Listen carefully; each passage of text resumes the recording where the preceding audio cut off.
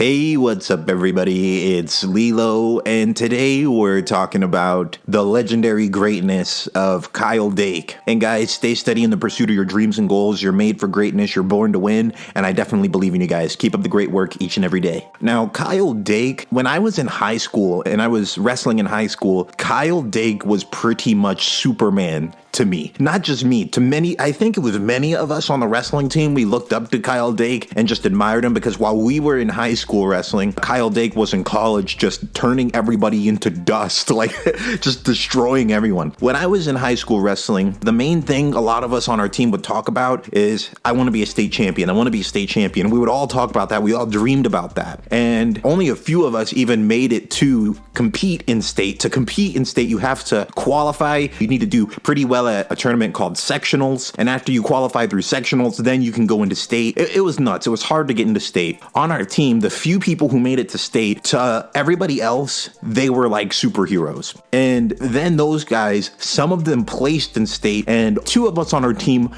won state. From that point on, to those guys, they were just like at a level the rest of us couldn't even imagine what it was like to be them. Then what we would say is like, okay, out of all the people who placed in state and even the state champions, they would be average college wrestlers. That was what we would say. It's just like the people who placed in state and the people who won state, they'd be average college wrestlers. They wouldn't be anything special in college because the competition in college is just much harder, because the only people who wrestle in college are the ones who did really, really great in high school. So it's like being a state qualifier or a state placer, that's kind of the only people who would even try and wrestle in college anyway. And if you would look at college wrestling matches, even today, if you look at college wrestling matches, all those dudes are jacked out of their minds. They're so buff, built like Marvel superhero characters. It's crazy. And as a high school wrestler, we all just admired them. And in that area, in that insane competition, Kyle Dake was the superstar while we were in high school. He whooped everybody. And here's the crazy thing that Kyle Dake did. First off, he did not redshirt. Redshirt, it means like most college wrestlers do this. They take a first year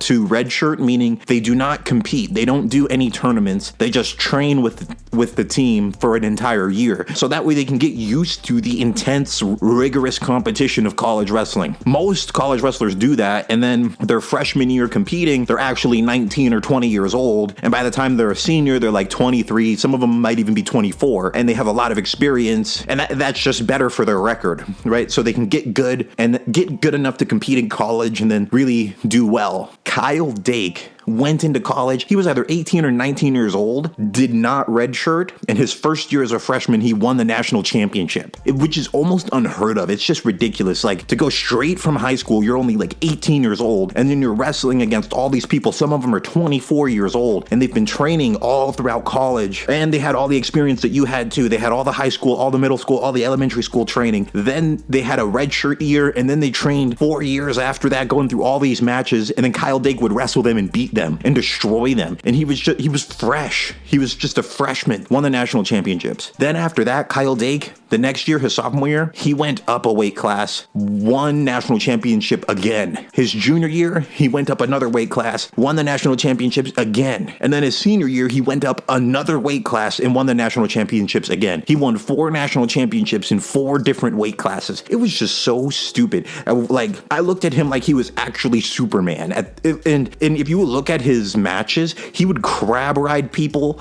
and leg ride people to dust. Like, the moment he got on top of somebody, they would pretty much just turn into dust, dude, like, because they couldn't do anything. And these were against like the best college athletes in the entire nation of the United States, and Kyle Dake was just destroying them. And he had like this really awesome rivalry with David Taylor, but every time they wrestled, Kyle Dake would beat him. It would be close matches, but Kyle Dake always won. And it was just like, he was just a monster. In college, they wrestle folk style wrestling, and in the Olympics and world championships, it's freestyle wrestling. So the rules are a little bit different, and in folk style, there's a lot more moves that people do on top of somebody, and when the person's on the bottom, there's a lot more moves because the rules are a little different. And Kyle Dake, he really shined in folk style wrestling on top. He was so dominant, and it was amazing. And you look back at his matches, he looked like a kid, and he was just whooping everyone. It was amazing. He's doing amazing things in freestyle wrestling right now. He's won 3 world championships, and he beat Jordan Burroughs. Now,